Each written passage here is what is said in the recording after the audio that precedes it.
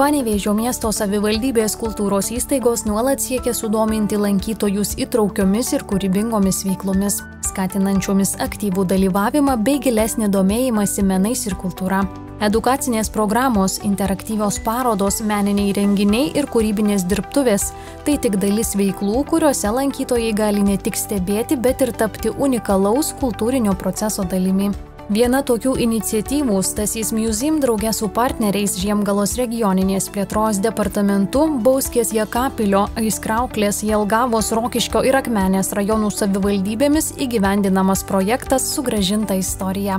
Projektu siekiama sukurti unikalų turizmo maršrutą, kuris ne tik atgaivins seniausią miesto parką Skaistakalnį, bet ir leis lankytojams giliau pažinti Panevėžio istoriją bei kultūrą. Jau šios vasaros pabaigoje interaktyvus maršrutas suteiks galimybę panevėžiečiams ir miesto svečiams keliauti po atnaujintą Skaistakalnio parką, Juozo Čerkeso sodybos teritoriją ir per išmaniuosius sprendimus susipažinti su istoriniais veikėjais bei įvykiais formavusiais miesto paveldą.